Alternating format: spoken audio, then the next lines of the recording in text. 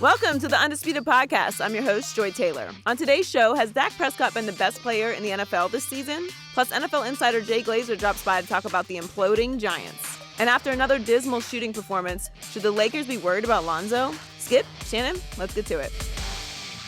Let's start with Jerry Jones. The New York Times is reporting he has hired a lawyer and is threatening to sue the NFL over Roger Goodell's contract extension. Jerry is reportedly upset with Goodell over the national anthem controversy, and the Fort Worth Star-Telegram reported Jerry was also told by the commissioner that Ezekiel Elliott would not be suspended. Pro Football Talk reported Jerry wants Goodell's new deal to have less guaranteed money and more incentives, which Goodell is reportedly furious about, according to ESPN. Drama. Shannon, what's going on here? Jerry Jones is a $5 billion baby. He can't have his way, so I'm going to remove the man that won't let me have it. That's what this is about, Skip. Now, we can go all about this, Jerry, it was being reported that he was upset about how Roger Goodell, the commissioner, handled 2014. It's being reported that he's upset about the relocation to the Rams and all these teams moving to L.A. This is about two things. Two, and I repeat, two. Jerry Jones is upset that the commissioner will not make, and I want to emphasize, make the players stand for the national anthem, and this is about Ezekiel Elliott. That's what this is about. Now, he can talk about all this 2014 and about all this other stuff. This is about two issues. He will not, again, Skip, I want to reiterate, because Jerry's been very clear, the Dallas Cowboys, they will stand for the national anthem, and this is about Ezekiel Elliott. You see, what he's trying to do here, Jerry, is although there's 32 owners that make up the NFL, Jerry Jones looks at himself, I'm Tom Brady. Yeah, it's a team, but I'm the most important. It's the Dallas Cowboys and the NFL. That's in Jerry's eyes. That's the way Jerry sees it, because when he was explaining the situation about the national anthem, he says the most important thing, the Dallas Cowboys, then the NFL. We know most owners don't feel that way. They're like, you know what? We're all in this together. See, Jerry thinks I have the most expensive franchise. I'm the most recognizable. I have the most recognizable franchise. Therefore, I should have benefits that these other guys don't have. And Commissioner Goodell says, nah, I'm not going to let you do a marinette like Tyler do on Skip Bayless. That's what I'm saying. That's what the commissioner said. You saw Skip? This is what he said. You know what? The internet is undefeated, Joe. You know that. You know the internet is undefeated. This is what Jerry Jones said after the Deflategate ruling. He said, I've certainly had the benefit of the role as commissioner in being penalized in the past, but I'm a big supporter of the commissioner. I know one of his best qualities is fairness. That's what he said after Deflategate. No, yeah, that's what he said. Fairness. Wow. Skip. He also said, this is why we pay him the big bucks, to deal with the big problems. But he's doing an outstanding job. That was in 2015 after Deflategate and after 2014. The incident that put a black eye, put a stain that the NFL had never, ever experienced before. That's what Jerry Jones said about the commissioner. And now, because he can't have his way. See, Jerry Jones is the type of guy, Skip, that he'll run a race, and the race will be a photo finish. Jerry Jones is upset about the guy that took the photo. So now he wants to change the rules. It was 2/3 of the owner can move this along. Now he wants it to be 3/4. Really, Jerry? Because you can't have your way on this instance. You're upset at the commissioner. Now, after he's grown it like double, your revenue is double. The franchise, when the commissioner took over, Jerry Jones for Dallas Cowboys was worth $1.5 billion. Today, Joy, in 2017, it's worth $4.8 billion. So he's seen a $3.3 billion increase in almost 10 years. Jerry, he's talking about the relocation. The Rams going to pay $645 million to relocate to L.A. The Chargers, $645. The Raiders are going to pay $300 million in a couple of years to move to Las Vegas. That's almost $1.6 billion. They're going to divvy that up, Skip, 29 ways. Jerry Jones' take is going to be about $55 million. When have you ever known Jerry to be upset about money? Tell me when this endless soliloquy is over. No. Joy, could you? I'll just tune out here for a while. Well, you go right ahead because the only. Tell me when it's over. I will. Will you let me? It's so wrong. No. It's just so Skip, off point. Let me ask you a question. You just keep going farther and farther down the wrong path. All this is about Ezekiel Elliott. You have a vested interest, and you had a vested interest in Tom Brady. But I never heard you stick up for Pac-Man. I never heard you stick up for Tank Johnson. I never heard you stick up for any of the other guys, the commissioner. He had these same authoritative powers, yet Skip Bayless and a lot of these other owners never said a word. It wasn't until the chickens came to your doorstep and started cock-a-doodle-doing that you said the commissioner had too much power and he was wrong. But everybody's That's not true. That is very true. Well, that's a lie on my part. Don't put me in that basket. No, you never had a problem. I had lots of problems with the commissioner's power long before this. On television, you can look it up. I didn't hear you say anything until it came to Deflategate and Zekegate. Now everybody got a problem, mainly you and Jerry Jones. It's your turn, sir. Well, by the way, Pac-Man Jones self-destructed 19 different times. It's hard to defend Pac-Man Jones. Are you defending Pac-Man Jones' behavior? It's hard to defend. Commissioner, I believe the commissioner had these authoritative powers, and he's abused I said they were wrong a long time before Deflategate. So, to your point, number one, Ezekiel Elliott is merely the last straw for Jerry Jones. And in this case, I do know Jerry Jones well enough to tell you, sure, he's about protecting his own and his franchise, the most valuable franchise in all the world. But in the end, Jerry Jones is mostly a big businessman. I don't love him as a general manager, and I've criticized him many times on television as a GM, but you do not hear me criticize him as a CEO, as a captain of industry. And right now, he sees this whole league, this great and glorious league, going south because of the lack of leadership at the top. And it's happened again and again and again since the Ray Rice debacle. And he and maybe 17, 18 or so other owners are now starting to say, wait a second, we're going to extend this man's contract after we have paid him over $200 million to run this league, and that we've had a glaring lack of dynamic leadership at the top of this league since the Ray Rice debacle? Really? No, it's my turn. It's my turn right now. Thank you. So going back to October 29th, Sunday, October 29th, ESPN reported that 17 of those NFL owners were on a conference call led by Jerry Jones, who is a leader of the owners. And this was about protecting not the Dallas Cowboys, but the golden goose, because that's all that Jerry in the end wants to protect. The bottom line. Are you making money? Are you still on course to be the most successful and dominant league in the world? Are they? And they are not. It's starting to teeter. We're seeing the ratings starting to teeter, in part because of the anthem protest, but it's been a long process that it's starting to decay at its core. So on this conference call, these 17 owners, one of the owners said afterwards, you don't get to have this many messes over the years like Roger has had and survive it. That wasn't Jerry Jones. That was another owner on the conference call. And I think there's a groundswell among owners to say, wait a second, Ray Rice, Josh Brown, was that not a debacle? Deflategate was a debacle for the league because clearly the commissioner tried to ruin the career of the greatest quarterback in NFL history just to get even with the Patriots for the debacle that was Spygate. And the commissioner is right in the middle of that. Am I right? Yeah. So we can go all the way back to that one. And again, you keep bringing up this bogus Jerry Jones quote.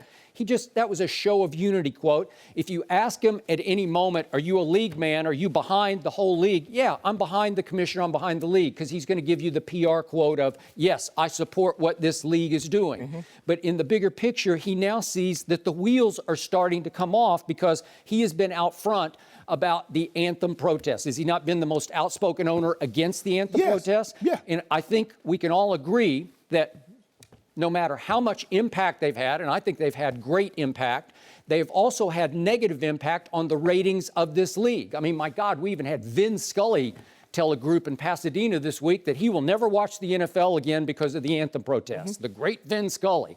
So this is starting to have resounding consequences that Jerry and a growing group of other owners are afraid of. And it's starting to come across as a clown show to me, because you have a Roger Goodell who's a really good guy, he's a nice guy, but he doesn't have dynamic vision. He's always reacting often poorly, to a crisis instead of seeing it coming and heading it off at the pass. Am I right? Have you seen him head off a big crisis at the pass and defuse it before it explodes? I don't see it. Like the USA headed off 9/11? What does that mean? Skip. Is Roger Goodell the president of the United States in 2001? What does that mean? Everything is reactionary. You can't prepare for something that you don't know is going to happen. You see it coming. You No, can you- see it can't. Yeah, you Oh, can. okay, This has okay, happened okay, again and okay, again okay, and go again. ahead. And then the whole L.A. relocation, which Jerry was very closely involved in, became another debacle with two teams in L.A. where it didn't have one for years and years. And So that's Roger Goodell's then it fault. comes all the way down. Well, he's the commissioner of the league. And then it comes all the way down to Ezekiel Elliott. And the flashpoint here is that according to the Fort Worth Star-Telegram, that Jerry Jones believes that Roger Goodell flat out lied to him about Ezekiel Elliott and said, we are not going to suspend him, and then flipped at the last second and did suspend him, even though, as Jerry continues to point out, and I continue to point out to you, 2 police departments cleared him, and Roger Goodell's handpicked director of investigations interviewed the accuser 6 times and said no suspension. And then a court of law in Texas laughed the NFL out of court and said, you bungled this appeals hearing. This wasn't fair at all. So here we go, and we're into the appeals process now at the highest level, Second Circuit Court in New York City. And we'll see what happens today. And Ezekiel Elliott's having a fly up there again. And Jerry Jones is furious about that. And now Roger Goodell is furious that Jerry Jones is trying to oust him.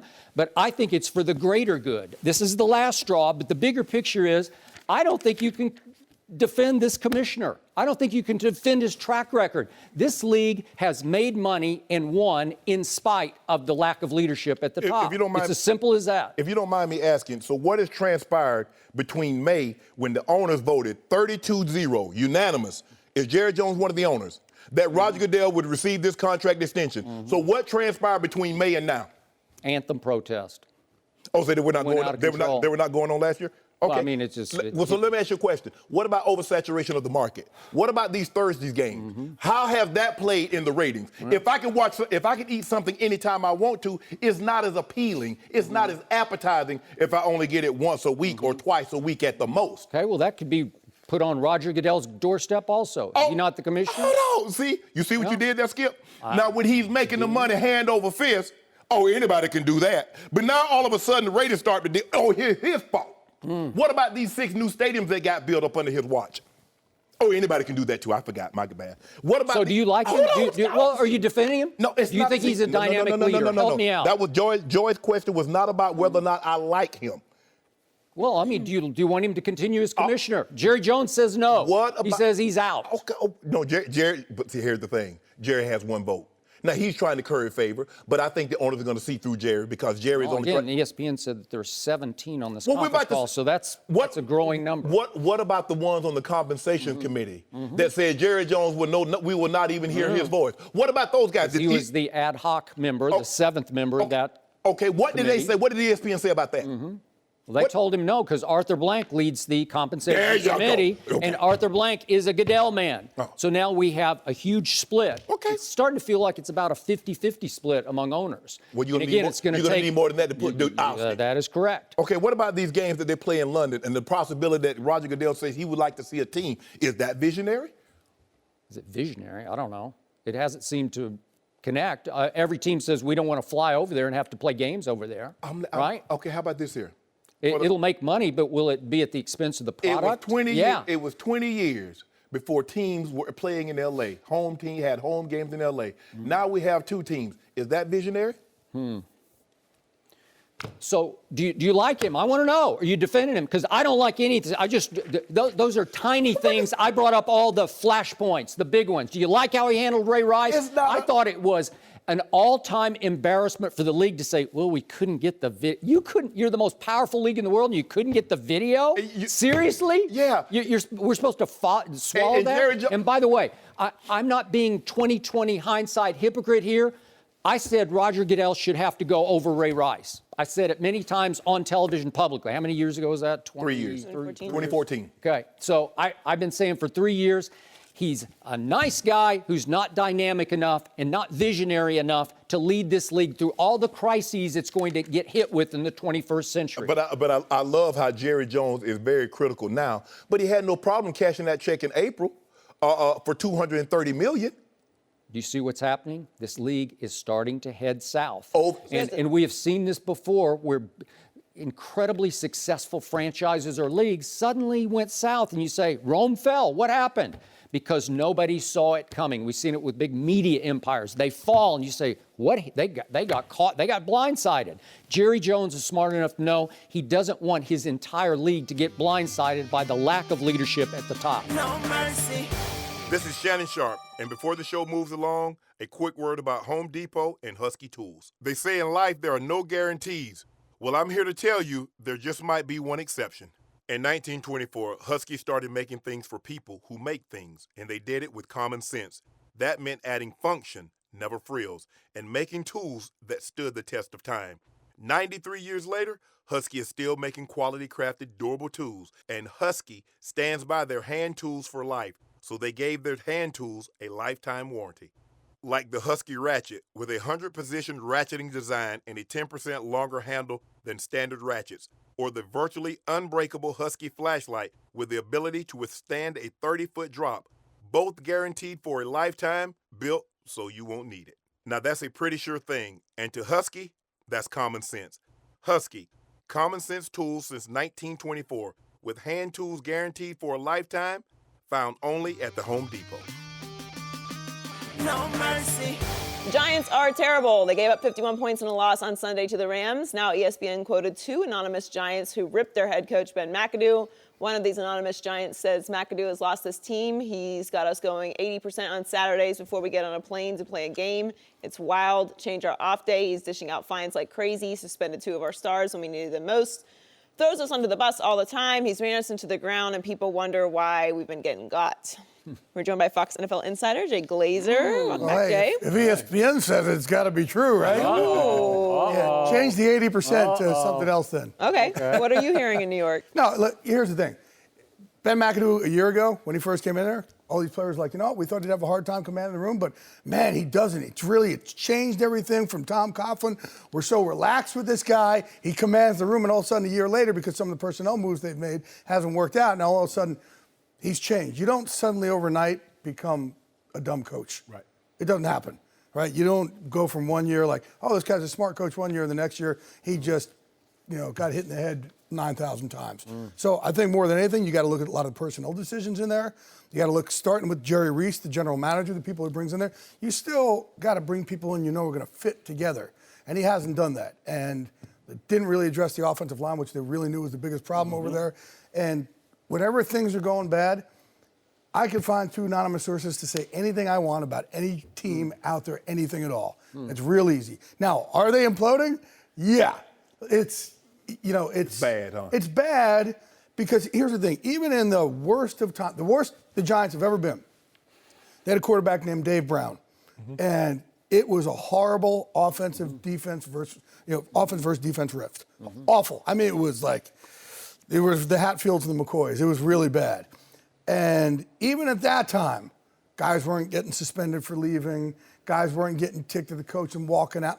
Even at that time, it wasn't this bad where, there's anarchy going over there. And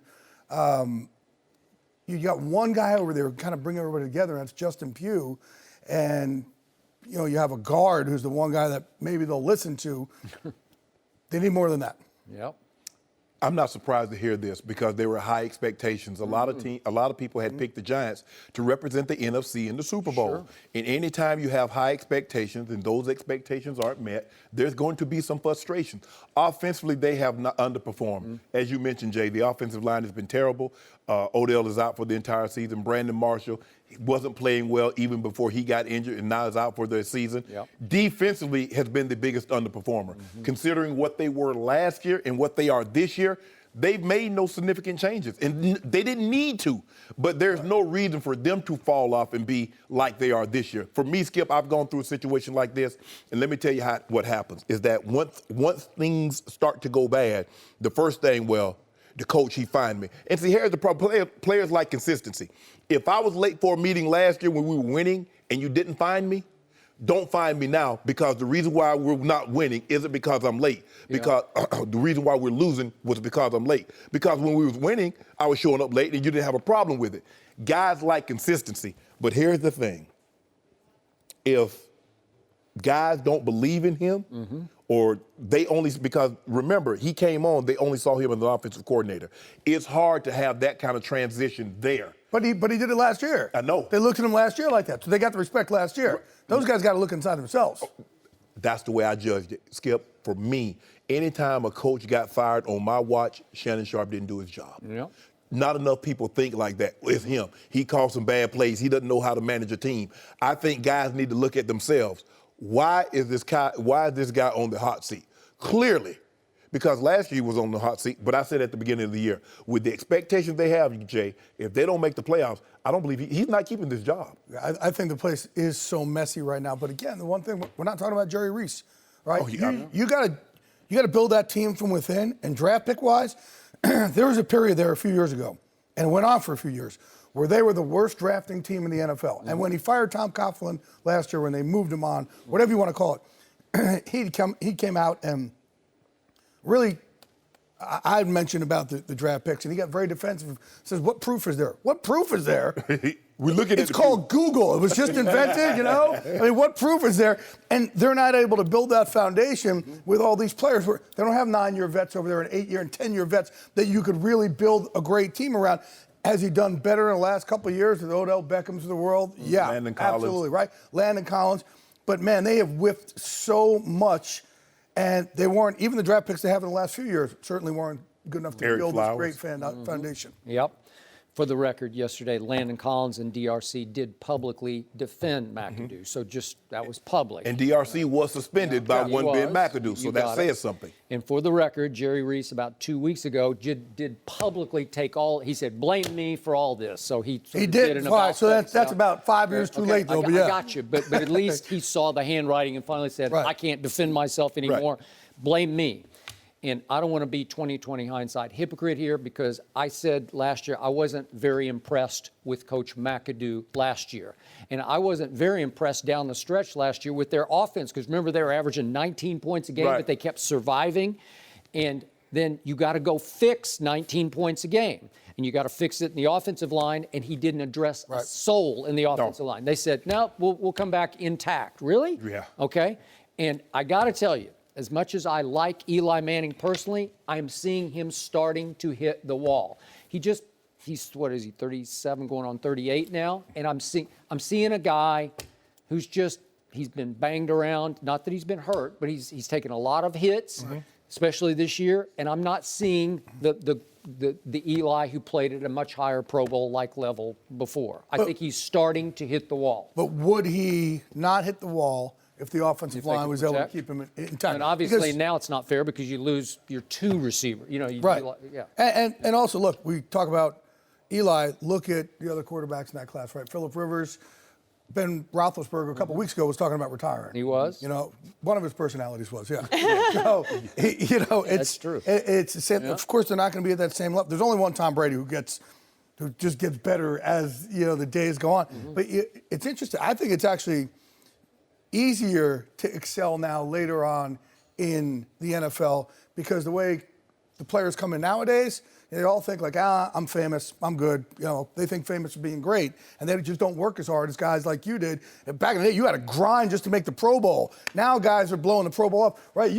Guys, when he was playing, these guys would call all day long and be like, the biggest names, the Tony Gonzalez's and Urlacher's, did I make the Pro Bowl? Did I make the Pro Bowl? Did I make the Pro Bowl? Right? You knew you had, that was your path to greatness. Now guys are like, I'm an Instagram star. I got a million followers. I got 9 I'm million. good. So it's actually easier, I think, to have this longevity now, because you have this certain work ethic when you're from a different generation. Yep.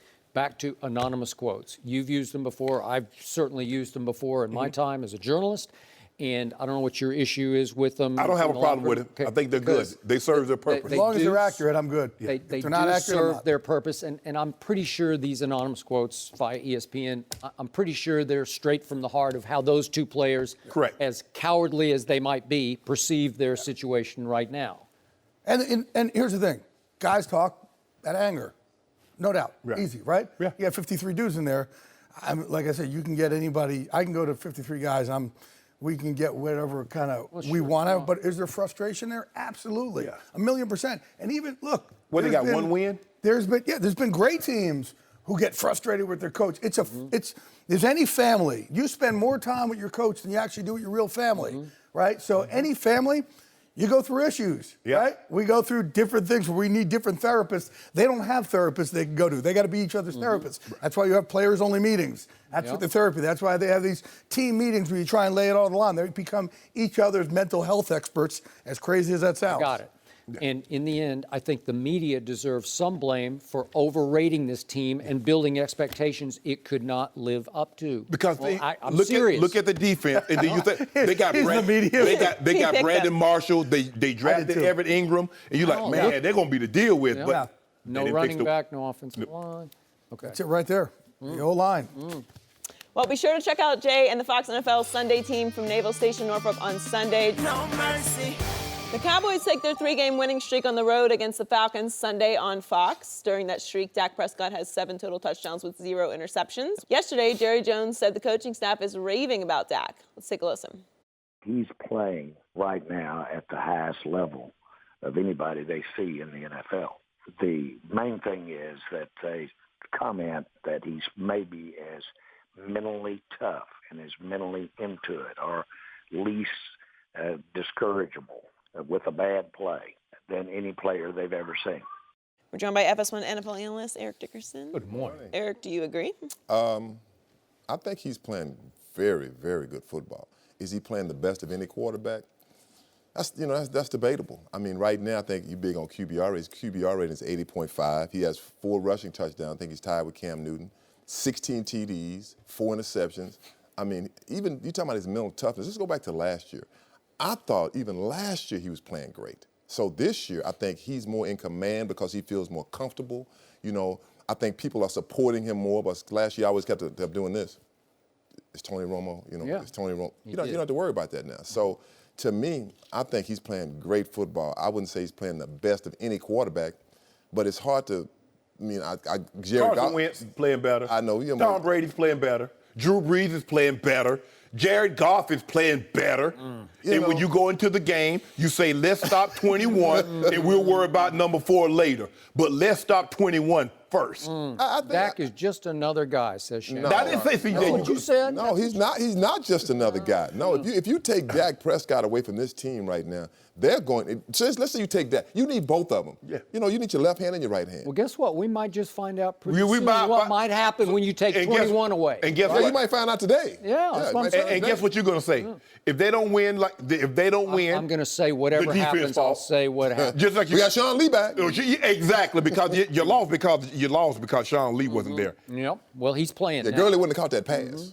He wouldn't have. Yes, he would. Come on, Hey, Skip. Sean Lee would have been all over Todd Gurley. So you tell me Sean Lee can run with Todd 80? Gurley? Huh? 65. 65? Yeah. Come on, And stop. had 100-plus yard rushing. Yeah. You know what? At least I have been consistent in this opinion from day number 1. Yeah, you have. Have I not? Yeah. I haven't backed off. And all he does is keep backing me up and backing me up and backing me up and playing better You and just better. been consistently wrong. Is really? 2-1. Oh, okay. So I'm going to say it again. No quarterback in NFL history has had a better rookie year of starting than Dak Prescott had. Find me one. Find me one. Find me Peyton Manning. I'll give you Peyton Manning's rookie year because you can't. Give me What about Dan Marino? Dan didn't start. Woodley started. But here's the thing. Tell me the quarterback that came into a situation like this. Well, it's not even that. The situation, what the situation is. You don't blame the situation. But normally quarterbacks that go to a team, they go to a terrible team. A bad team. You don't go I to give you that, but what's by far the hardest position to play, I think, in all of sports, it's quarterback. Quarterback. So much goes into it. They're even letting him change plays as a rookie. Now, now he pretty much calls his own plays at the line of scrimmage. Yeah. Just watch how many times he changes the play. And he's always right. He has an incredible command of the field at a young age. He's 24 years old. 24 years old. And I think we have a big enough body of work. We're 25 games in that if I just look at the all-time touchdowns generated to turnovers committed ratio, He's at 4-1. Look at this, 52 touchdowns generated, that's running and passing, and 13 total turnovers, that's interceptions and lost fumbles. 52-13 is a 4-1 ratio. Nobody in history has had one better than that. And I know you can say it's a small sample size, but it's not a tiny sample size. We're 25 games in. Where Tom Brady once had a 50-8 season. But you know, with Dak Prescott, when I watch him play, he just plays so smart. I mean, he plays smart football. He picks and chooses the time to run. Like a lot of quarterbacks, like they look to run first. Right. A lot of young quarterbacks. But he waits to the last. I'm looking for that receiver. The last he runs and all of a sudden he dumps it off. I mean, he's just a smart quarterback, and he's great for the Cowboys. You know, some things is a perfect fit.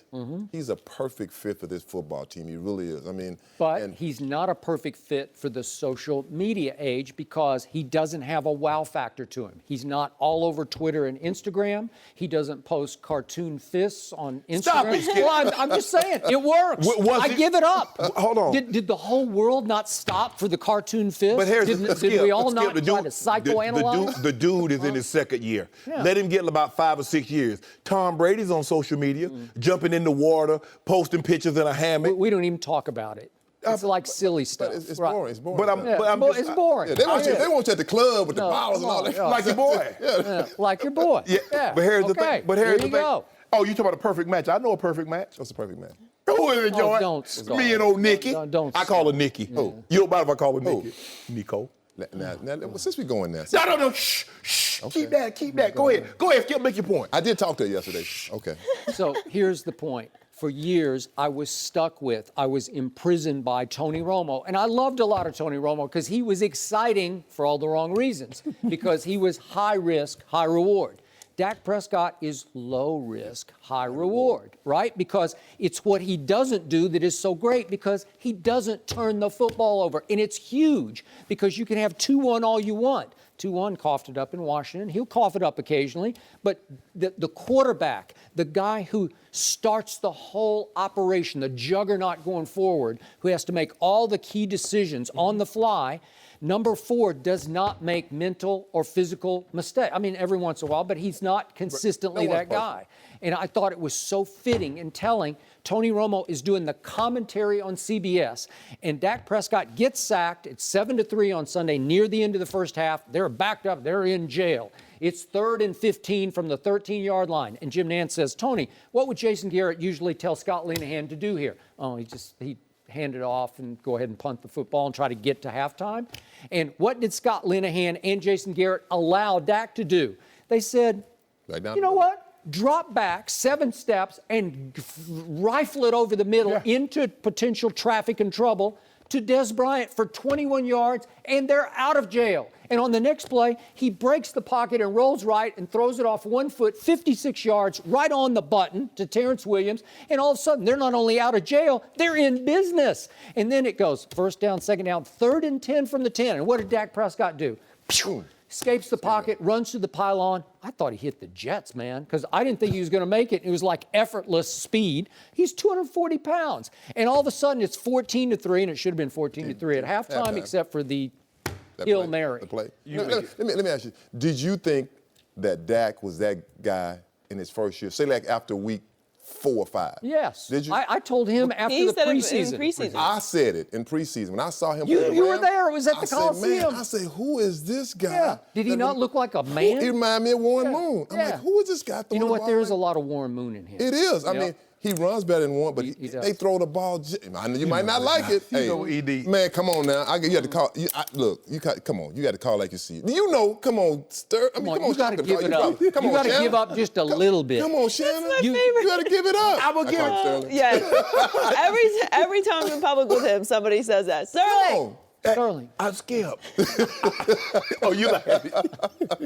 Oh, that's So good. The big brothers. I have too much respect for Sterling. I think Dak is a very good quarterback. I really do. He could be a great quarterback. Yes, he can be. Okay. But to minimize the importance of 2-1, because when you go into the game, you face Tom Brady, you're trying to stop Tom Brady. You face Breeze or you face Wentz because they don't have these running attacks. ED, you know, when you go in and they play the Rams, they say, we got to stop Todd Gurley. We play the Cowboys, let's shut off Zeke, and then we'll deal with Dak later. But if you can't stop Zeke, It's like the if you could not stop Eric Dickerson, Okay, you I could got not it. beat That's the what we Rangers. had. That's what we had. But you know what? But you wait a second. You had Dieter Brock at quarterback. Is Dieter Brock equal to No. Dak And Prescott? Dieter Brock your height. Dieter Brock? Dieter Brock probably Joy's height. You had what you call him too? The best height. Jim. Huh? Jim Everett? I played with him 1 year. You went 1 year. I mean, Can't they both be good, Shannon? see, that's it. That's what I'm saying. You know, they work so good together. You know, with Tom Brady has never had a running game, really a real running game. Yeah. I mean, you know, one couple of times he had Corey Dillon. Yeah, but that's not how their offense is set up. Right. The Cowboys' offense is set up running and passing. They're fortunate enough to have both. They have a great offensive line to run the football and pass. You don't blame, like, you know, people say, well, Emmitt Smith, he had all of them. I say, you don't blame Emmitt because he went to the Cowboys. Hey, he went to he was fortunate to be there. Troy Aikman is in the Hall of Fame, and yet he threw very few passes respective to what everybody else is throwing. Yeah. And it always hurt Troy because he wanted to let fly, and they just didn't do it. They handed it to 22. I get it. Hey, bro, I got no problem with that. But on 2-1, Okay. oh, I know you hate the Cowboys. Okay, and who's the leader of the franchise? 21? No. He leads them no. down the wrong road off Stop, the field. Skip. Well, he does. Has We'll this know guy today. not changed the whole culture of the Dallas Cowboys? Skip, and even Tony Romo. Tony Romo had his best days. What was going on? When Marion Barber was running the football, when DeMarco Murray was running the football. That really helped in 2014. Yeah. And so now you got somebody that's better than both of those guys. How can that hurt? Well, does this not speak even more to Tom Brady's all-time greatness? Yeah. Because he hadn't had anybody except for Corey Dillon. Skip, I'm not. The system, that system they got in New England just. Yeah. System. But you go into the game, who you trying to stop? You want to stop both of them. You ain't stopping. You're trying to stop Tom Brady. You go into the game. Oh, I'm telling you, that's different. Yeah, of course. You don't worry about I'm that. going into the game. I deal with Dak later. I'm gonna shut 2-1 off. I'm gonna cut that water. Well, the off first early. thing, when you go into any football game, if you got a good running attack, you want to stop the run first because what? The run sets up everything. I won't you got the play action. I want Dak to throw it 40 times. It's just when you get into trouble when he throw it 25. Because that means 21 done got 35 carries. That means you got 60, 70 plays. Well, how about Terrell Davis in Denver? You don't think everybody didn't go into the game saying? Yeah, but I want him to stop him. Please, will y'all stop him so we can throw the ball? Yeah. These man got to play the Cowboys. So Sterling can make some catches. Right, Sterling shot. No mercy.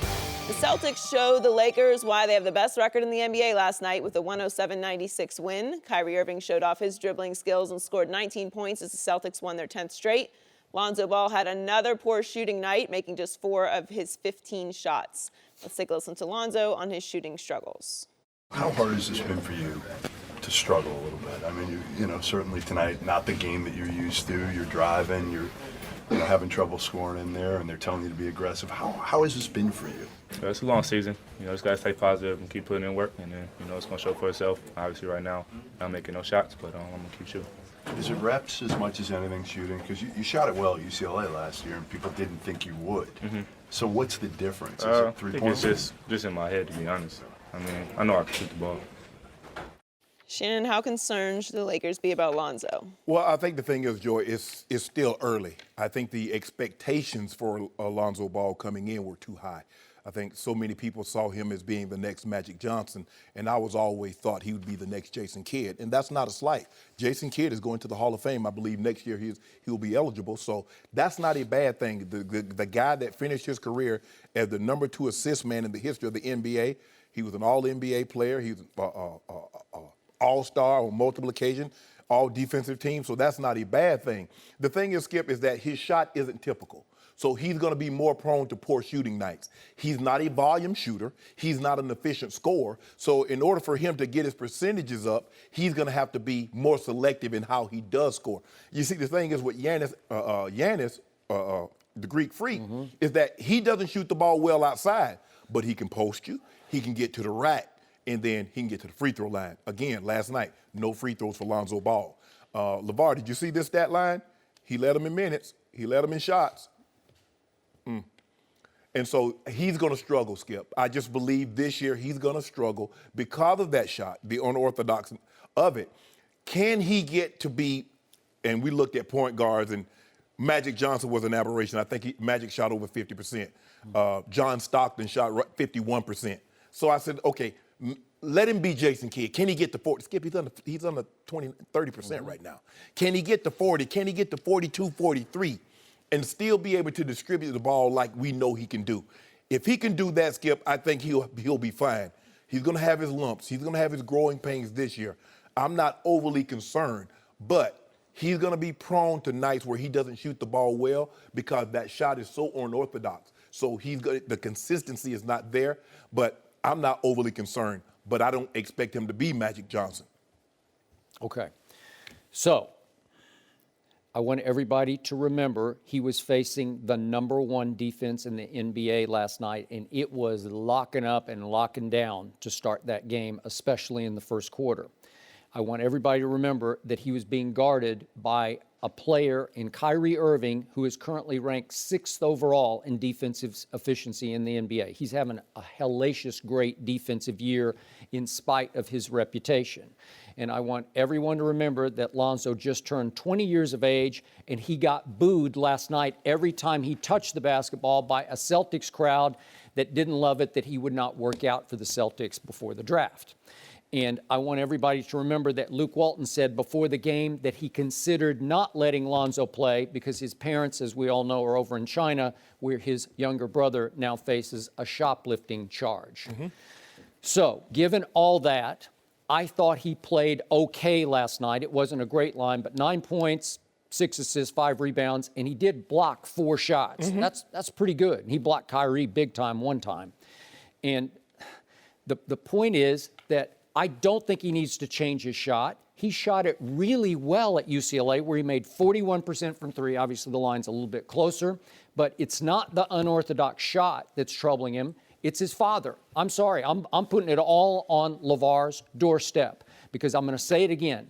No rookie in the history of any sport has had more pressure, expectation, and negativity placed on him. I know LeBron had huge expectation, but we were all, everybody was rooting for LeBron. Nobody was down on LeBron. Nobody hated LeBron. Everybody half the world hates the balls just because of Big Baller brand. Did Lonzo Ball not have a dad at UCLA when you said he shot the ball extremely well? Yeah. Okay, so what's the problem now? Okay, but the expectations went through the roof because nobody knew really who LeVar was until now, until going into this year. But they know who Lonzo was. Yeah. So I mean, he was just a highly ranked, highly profiled high school kid who came in and played great. And then all of a sudden he comes to the NBA, and LeVar, night after night, is saying he's going to torch that guy or that guy. You know, he's putting it on the line where he's going to get even with John Wall or whoever it is. You can't keep doing that to this kid because he said it's in his head. I think he's crumbling under the pressure. He got off to a bad start because they get crushed by the Clippers. But after that, they haven't been blown out one time. And they got back in this game last night and had it. It was a 3-point game early in the fourth quarter. Oh, yeah, you beat me in the bet. But you know what? Even the bet, you realize that KCP had a 3-pointer to beat you with about 5 seconds left? Do you remember that? So with your Propel, you see what I got, Skip? Now what? Black subway card. Is it Propel going to go with your sandwich? Yeah, extra meat on my sub. Oh, so you win the little bets and I win all the ones that really That's okay. count. I'm So you won one bottle of Propel? Yeah, and to go on a with my bet I sandwich. said I don't even want to take because it's a 9-point game? To go with my sandwich. And I told you what was going to happen. Thank you, Morris Twin. Did you see that shot? I did. Can we see that shot real quick? Do we have that? Do we have the Morris shot? see it. Can we see that? Here it is. This is the shot that won the bet right here. Tell me how lucky this shot is. Ooh. Wait, it goes up and it bounces around. Oh, Oh, was that not a home court bounce? Yes. Is that not a leprechaun bounce? That won your bet. Are you proud of that? I wouldn't be very proud of that. I'll take Just a bottle me? of Propel, Alex, for 100. I would feel a little ashamed of No, that. I don't feel ashamed. And I by the don't. way, KCP's got a shot at the other end that's a really wide open 3, and it just didn't fall. Why would he want to take a 3? Skip, you down by 11. So what? Is there an 11-point shot? People watch Undisputed. He knew I was sitting right on air trigger. If it goes in, you lose. Yeah. But you would have accepted the bet. Well, that would have been a big-time shot. That would have been a clutch shot. Yours was a lucky shot. So hold on. Let me get this right. How many times did that touch the rim? 1, 2, 3, 4, 5. So a 3-point, a meaningless 3-point shot because it wasn't meaningless. It was for the whole. It was for a whole bottle of Propel, right? In the grand scheme of things, it's meaningless. Yeah. But you wanted to beat me that bad, Skip? I don't care. You said the bet. We're at the end of the show. You always try to throw something in at the end of the show where I don't have time to respond. Like just watch today. He'll scream something at the end of the show.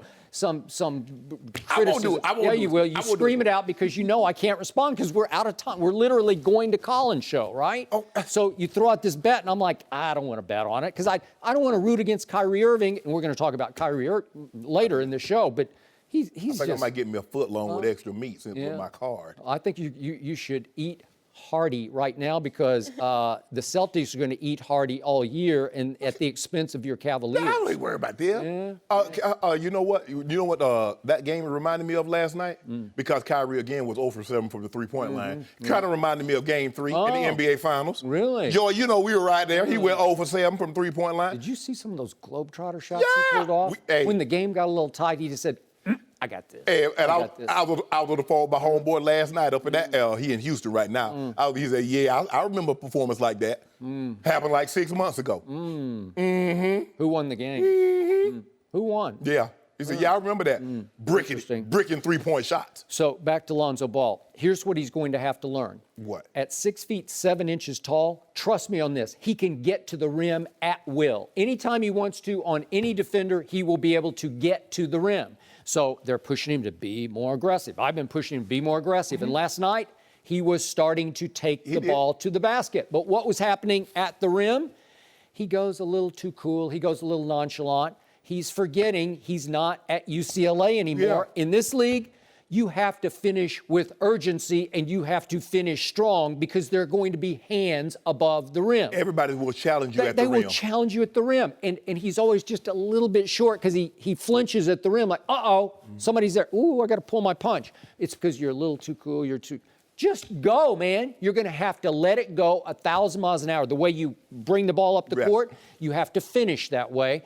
And to your point, which is a great point, he does not get to the free throw line. The refs have no respect for him yet because you have to go earn your respect. Absolutely. So at some point, as he starts to mature, he just turned 20 years of age, you are going to have to turn your body into the contact and try to and one it the way we've seen, LeBron's the master of it. Right.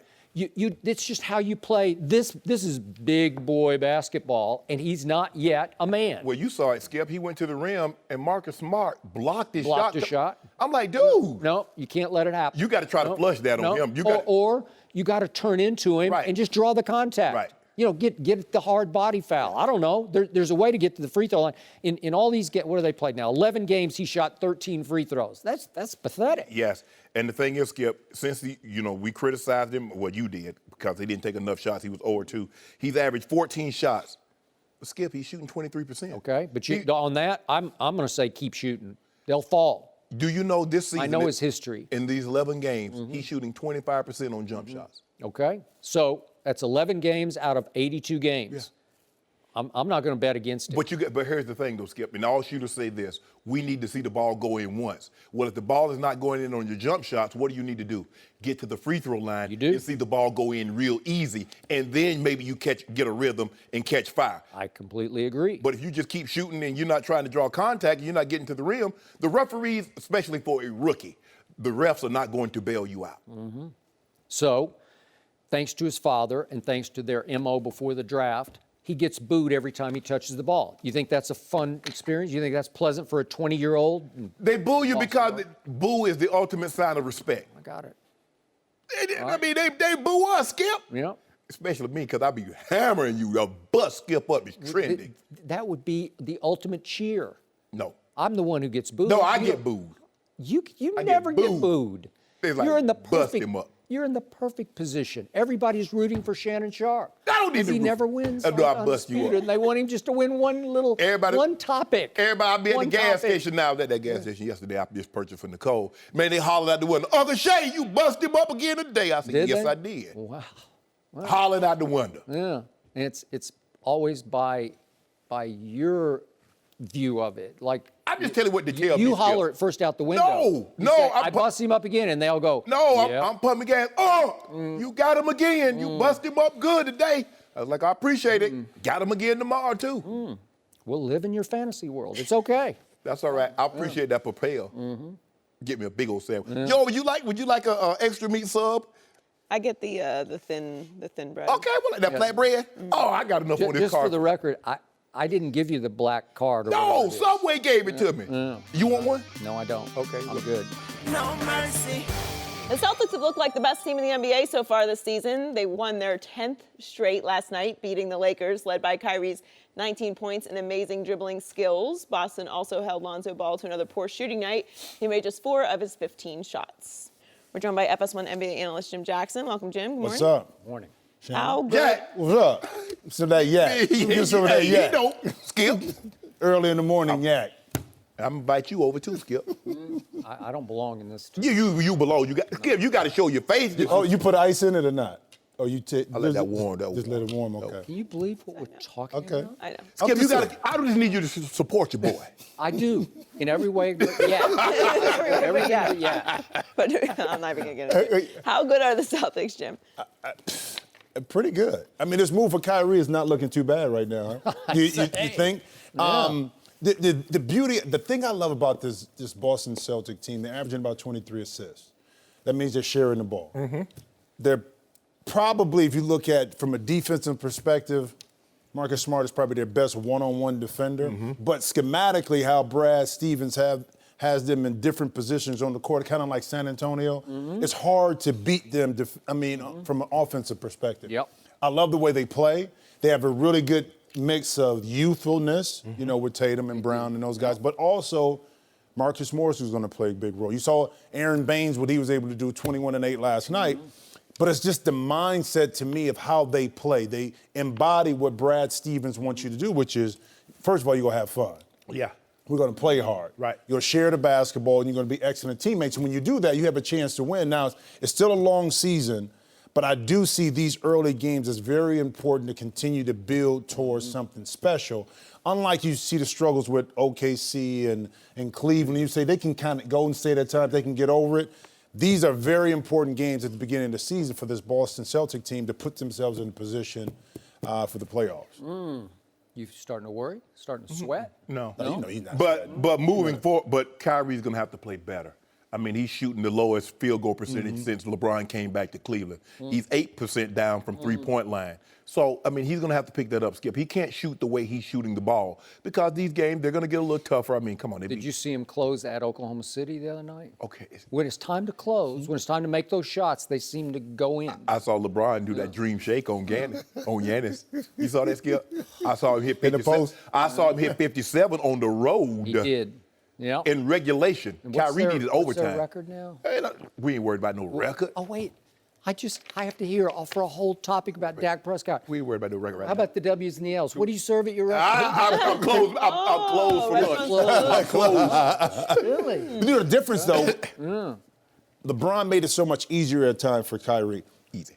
Who's going to be able to do that later in the stretches? Again, you're talking about a 7-game series. Yeah. Okay, during the regular season, they're going to get through. But in a 7-game series, who can kind of get Kyrie, and I think that's the question you're talking about, some easy opportunities where he doesn't have to work so hard? You know what? The answer to that is nobody. Yeah. Because he wanted this opportunity to say, I'll show you I can run the whole show. Yeah. And he, so far, so great. Yes. Just running the show, making sure when it's time for him to score, he scores. But there's no Gordon Hayward, obviously. Right. Okay? So maybe that guy would have helped him get some easier opportunities.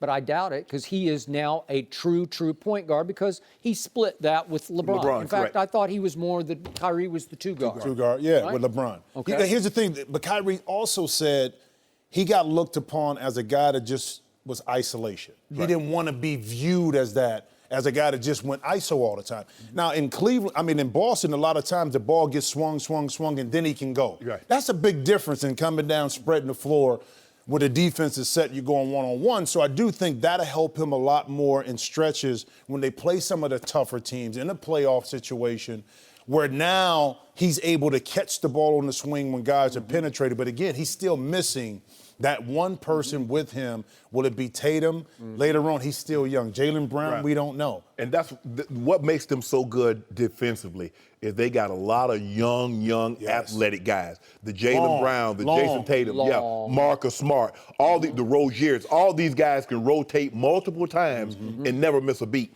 They can switch multiple times, and it's all the same. Yeah. So, That's the difference between them and Cleveland right now. Cleveland, them old legs, we can make one rotation, we can switch one.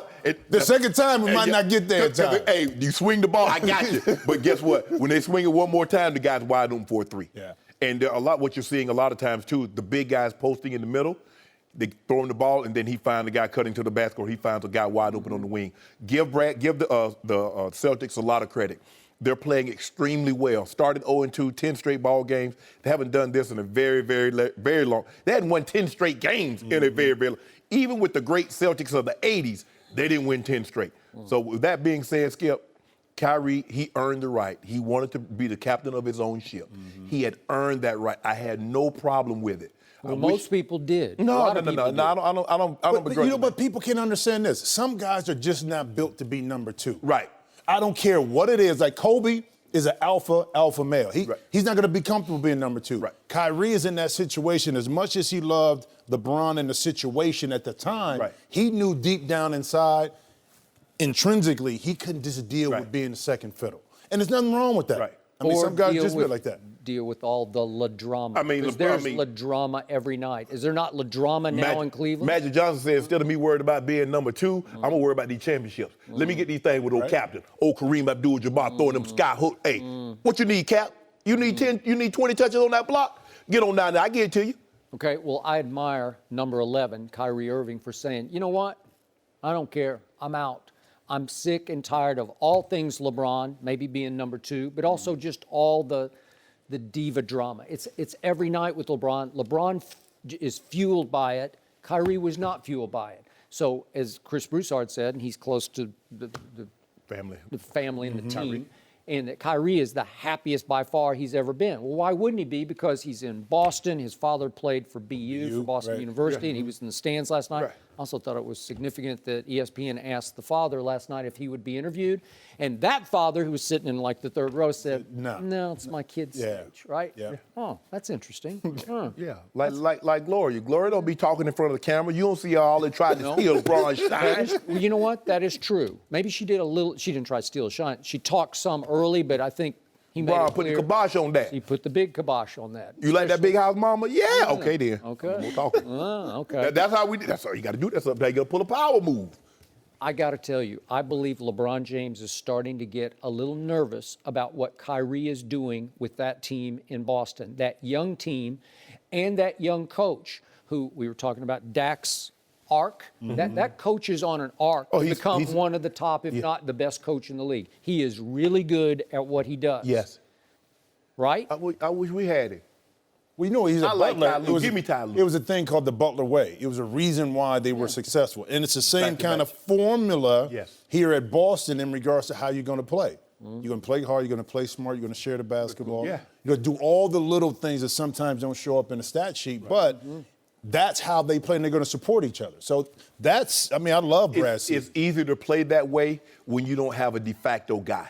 Because he wasn't getting 5-star recruits at Butler, so they had to move the ball. When you at Duke or you North Carolina or UCLA or Kentucky, you getting 5-star, you getting guys that can go one-on-one. So you're more apt to have a more isolation. In this situation, with the exception of Kyrie, who can go one-on-one and get the shot? I mean, Jason a little bit. You know who did that, though? Popovich, I heard, used to watch a lot of Division I, Division II basketball games. Right. Because those teams didn't have all the talent, so you had to have multiple ball movement. Right. Same thing Brad Stevens did when he was at Butler. Right. Because guys just weren't blowing by beating you. Yeah. So you take that formula, similar to what Golden State, even though they have one-on-one players, the ball is hopping so fast. It's hard to guard.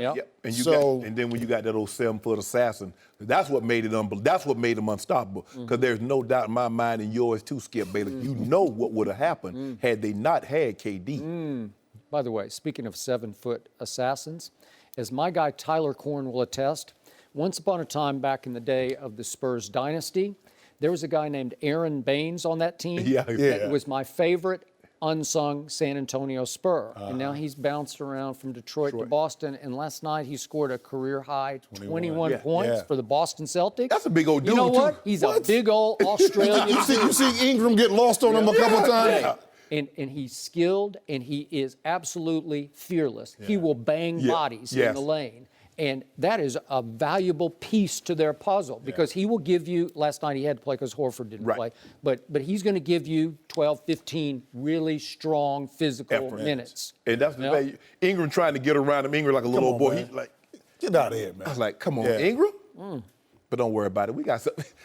Long as you got that old 23, that old dude from Akron. You know he what? might drama. Yeah, he might post Arthur memes. And he might get on the camera and do all that. But come playoff time, he'll drop a triple dub on you. And They like this team will advance. those man buns up in Boston, huh? What? Oh, yeah. Yeah, I don't know what's going on because y'all got him now. Olenek. Original man bun? Olenek, yeah. Y'all got original man bun. Miami got Olenek. Olenek. Oh, dirty Olenek. You talking about a cheap shot. What about Olenek? I like the man bun look. He dirty. You saw the man pull Kevin Love's arm out of socket. You pretend like, oh, you didn't know. You didn't remember that. Love, he looks fine now. You know what's You know, our favorite restaurateur, you know who has the same record as the Cavs right now? Prime 112?